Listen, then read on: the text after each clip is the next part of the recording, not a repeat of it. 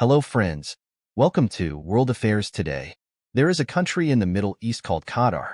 If I show you the entire world map and ask you to locate Qatar, it might be quite challenging. We'll need to zoom in a lot, and then we'll see a tiny country nestled within the Gulf. I've shown it here in front of you. If I zoom in further, you'll see this small country within the Persian Gulf. Its name is Qatar, and its capital is Doha.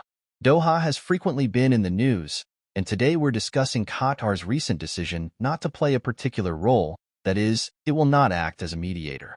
Why has Qatar chosen not to be a mediator? Let's dive into the details, but first, a bit of background on Qatar. Qatar is not only an oil-producing country, but in terms of per capita income, it ranks among the top 5 countries worldwide, with an income of about $125,000 per person.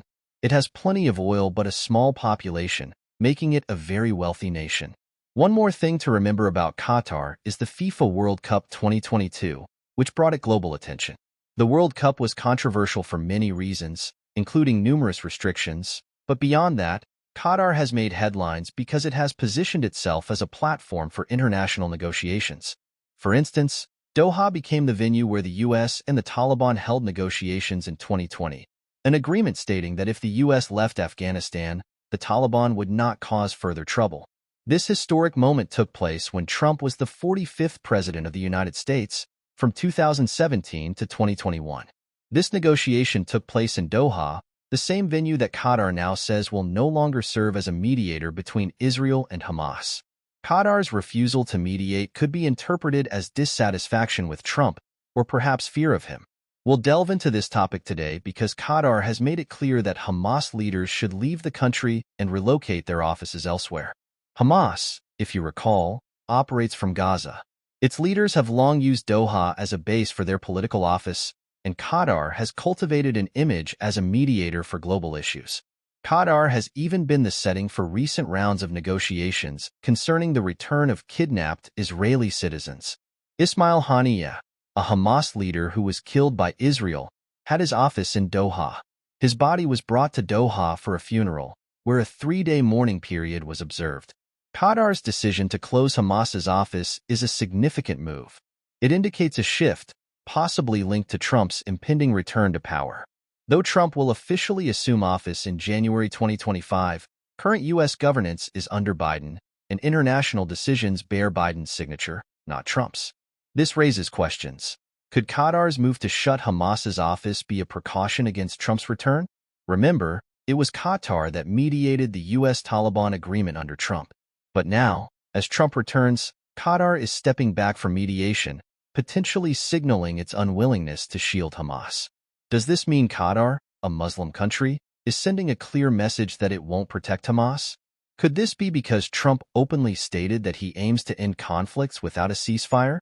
Under Biden, Qatar had facilitated negotiations with Hamas to broker ceasefires, but now it's shutting down that option. By closing Hamas's office, Qatar might be signaling a stance against continuous support for Hamas. This might be a message for those highly sympathetic to Palestine, especially those who believe their loyalty to Hamas is significant. It's as if Qatar is saying, Trump doesn't want a ceasefire. He wants a definitive end to the conflict. Now, a big question might come to your mind. Why does Qatar fear Trump so much, or rather, does Qatar highly respect Trump? You might wonder, why is that? Once, Qatar faced a terrible humiliation on a global scale, which tarnished its current reputation as the host of the FIFA World Cup. You probably heard about this in 2022, but Qatar has endured very tough times. We'll soon cover this in a detailed session. This challenging time was the year 2017. The situation was so dire that almost all Muslim countries in the region boycotted Qatar, a small nation completely isolated. They accused Qatar of supporting terrorists. This was the era of 2017 when Trump had just become president of the United States, and Qatar's good days were over. Trump became president, and all America's allied nations, including the UAE and Saudi Arabia, followed Trump's lead, isolating Qatar like it was removed from milk as a fly. Today, Qatar may appear like a powerful country that acts as a mediator, but it was actually the United States that encouraged Qatar to take on that role. However, it was Obama who did this, Obama, who was president before Trump in the U.S. It was Obama who suggested to Qatar to set up an office for terrorist groups so that, at the very least, communication channels could be established. It was under his guidance that Hamas's office was opened in Qatar. But Trump is Trump, and he had made it clear from the beginning that he would not tolerate this situation at all. And as soon as Trump made his stance clear, all the Muslim countries demanded the closure of these offices in Qatar, accusing it of supporting terrorists. This led to what is known as the Qatar Crisis. We are considering doing a detailed session on this. However, Qatar is once again in the spotlight, seemingly stepping aside even before Trump returns to power. So, let's delve deeper into Qatar. It is a small country in the Gulf, and recently, Qatar's foreign ministry released a statement that the people of Hamas are not listening to their advice, so they are breaking all deals with them.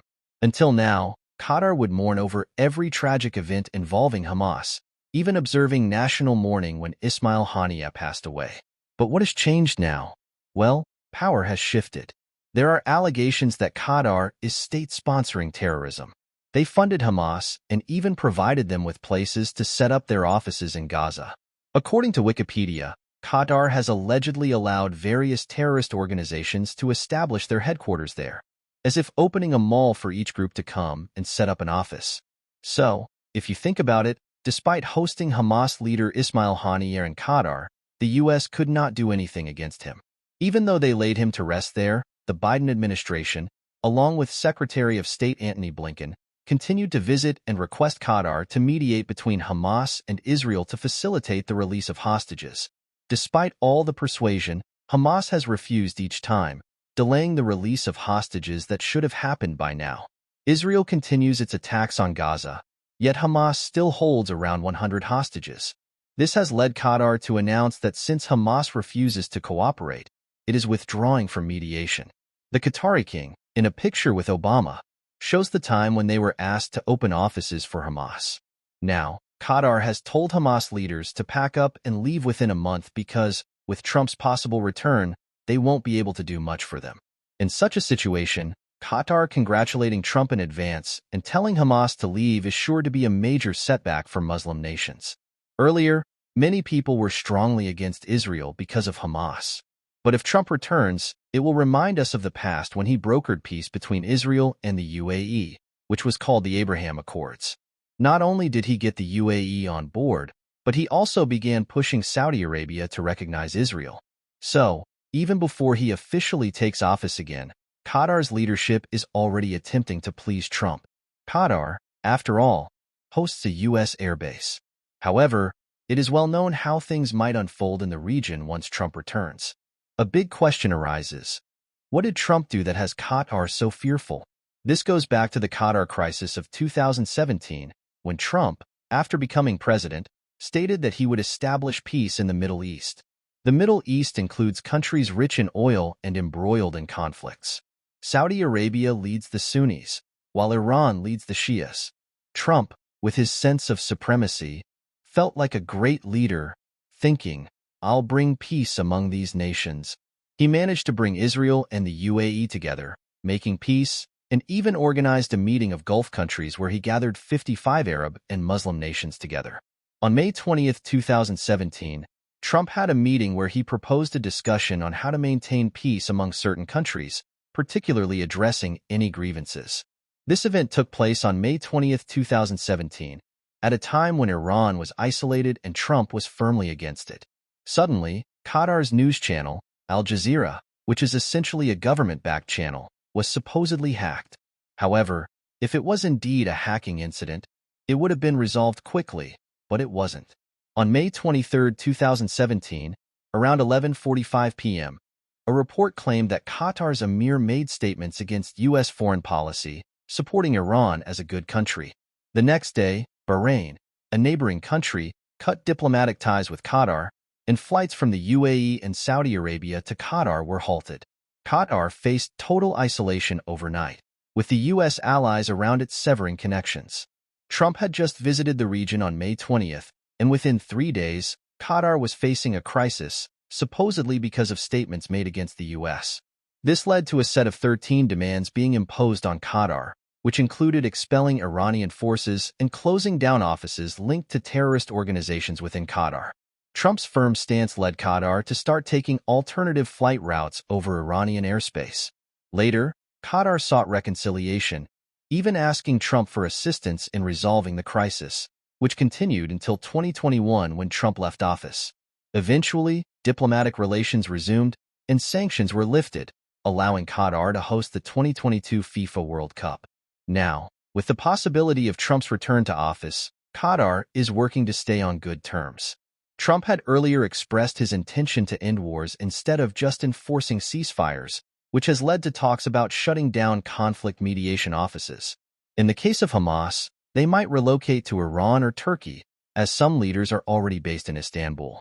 Meanwhile, Israel remains confident and continues its actions in Gaza, with daily casualties becoming routine news. In the U.S., the Biden administration has been carrying out operations in Yemen, adding to the regional instability. As Trump's potential return looms, there is an attempt to stabilize the Middle East, but it remains to be seen how this will unfold. Thank you for tuning in. If you found this information helpful, please share it with others and subscribe to the channel. Don't forget to leave your thoughts in the comments. Stay safe, and thank you for your support.